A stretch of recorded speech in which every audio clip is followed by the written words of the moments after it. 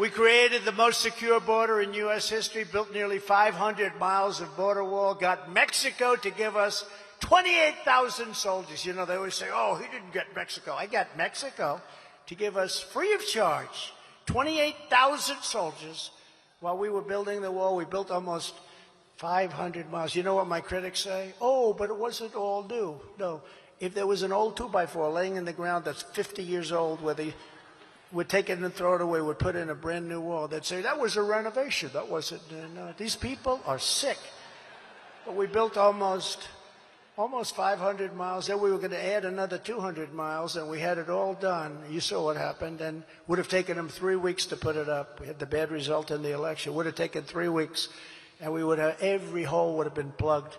And we built the exact wall that the Border Patrol, they're incredible.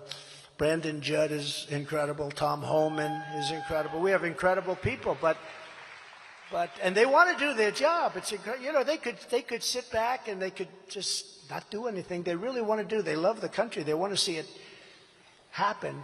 But we got Mexico to put up billions and billions and billions of dollars in 28,000 soldiers protecting our border. We had the best record ever in the history of our country, and that included human trafficking, mostly in women, a horrible thing. You think of it as an ancient, horrible situation, but it's bigger now because of the internet.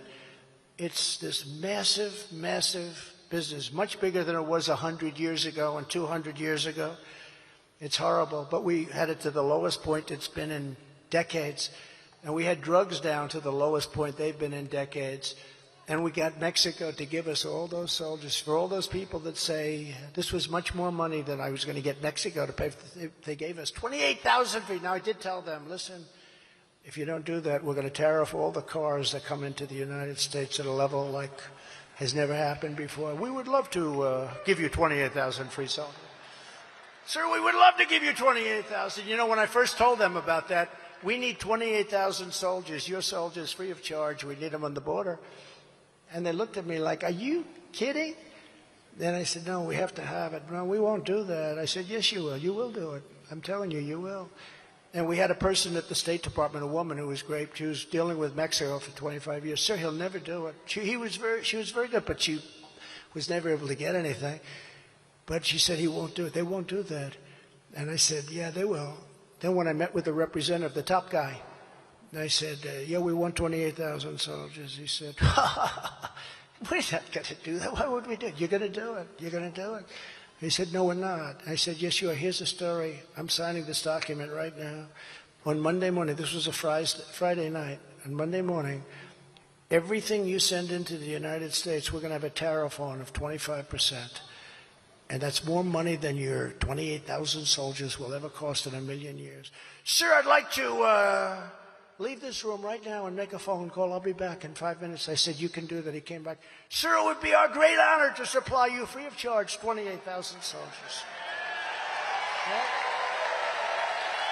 Yeah. And when I was negotiating, I said to Brandon Judd, and I said to Tom Homan, and I said to all of the people that were there that are so great, we had that border so good. It was so, all he had to do was go to the beach, okay? Which he does anyway, but he destroyed everything. If he went to the beach, who the hell is telling him to go to the beach every day? Tell me, does he look good? He can't lift. You know, those things weigh about 3 ounces. They're meant for children to pick up. He can't lift the chair. He can't get his feet out of the sand. Who the hell, does he have some political consultant say, you know, you've got a great body. You should go to the beach. Who the hell is giving him that advice? I don't know. Does he like the beach that much? So crazy. But we negotiated, very important, remain in Mexico, because they used to come into our country and we couldn't get them out. When they touched our soil, you couldn't get them out. So we said, we want remain in Mexico. Hundreds of thousands of people were in Tijuana and different places. I wouldn't say Mexico was thrilled until we learned who they were. And in many cases, we wouldn't accept them. We wouldn't take them. And Biden gave that up. It was not easy. He gave it up. And we deported illegal alien criminals by the tens of thousands, MS-13. ICE is so incredible. They don't get the credit. These guys are so tough.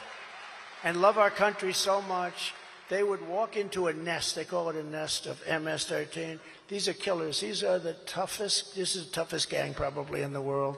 A lot of them go to Long Island. They go to different places, but Long Island, for whatever reason, and we have thousands of them. We got rid of thousands, but these guys would walk into a nest, and you just see fists flying. I mean, it's the most incredible thing. Who the hell wants to do it? See that guy there with the black? You're a stand-up, please. You're a tough guy. You're not going to do that job, right? Oh, he voted for Trump. I like him. I knew he's got a thing. I vote for you, too. But you wouldn't do that job. I wouldn't do the job either. But these are tough people, and they love our country, and they were taking them out. They used to call it a paddy wagon. They were throwing them in, and they were taking them out by the thousands out of our country. And we had a problem because these other countries, like El Salvador, all of these different countries, they wouldn't take Guatemala. They wouldn't take the people back. And they came to me, and they said, sir, Guatemala, El Salvador, they won't take them back. They never have. They've never agreed to do it. And President Obama was never able to get them back. I said, oh, how much do we give them in aid a year? Sir, we give them 75 million. I said, I think you're wrong. I think it's 10 times that amount. Sir, I'd like to check. He comes back. Sir, you were right. It's 750 million. I say, well, that's peanuts compared to what we do, but it's a lot of money. So I said, inform them that effective immediately, we're not making any economic development payments to the country. Because what they would do is we would load up a plane, we would load up a bus, we'd take it into their country, and they wouldn't allow it in. They put planes on the runway, so our planes would fly in. They had big planes put all over the runway, so our planes couldn't land, so they'd come back. This went on for years. And I said, okay, what you do is we're not going to give them any more money. The 750, informed them, effective immediately, no more money. The following morning, I got a call from the 3 presidents. Sir, we'd like to talk to you. Actually, there were separate calls, too, but the exact same words. Sir, I understand there's some difficulty with bringing people back to our country. I said, yeah, for about 10 years, you haven't allowed anybody back in. You send them out yourself in the caravans, but you don't take them back. He goes, sir, perhaps there's a misunderstanding. We would be honored to take them back. Sir, when will the money start coming back into it? I said, number one, you got to take them back. We brought them back into those countries by the thousands and thousands and thousands. Some of these MS-13s, you read this story, in Long Island. In Long Island, 2 beautiful young girls, 16 years old, were walking to school, and they attacked them, and they cut them up in pieces, little pieces. They killed them both. And they used knives, not guns, because the knife is much more painful. They watched these kids suffer. These were beautiful, perfect kids. Number 1 in her class, and the other was fantastic athlete. They cut them up in pieces. These are animals. I said that publicly. I said, these are animals. And Nancy Pelosi said, these are human beings. They're not animals. No, they're animals. And we got them out by the tens of thousands. Now they're pouring back into our country because we have stupid people running our country.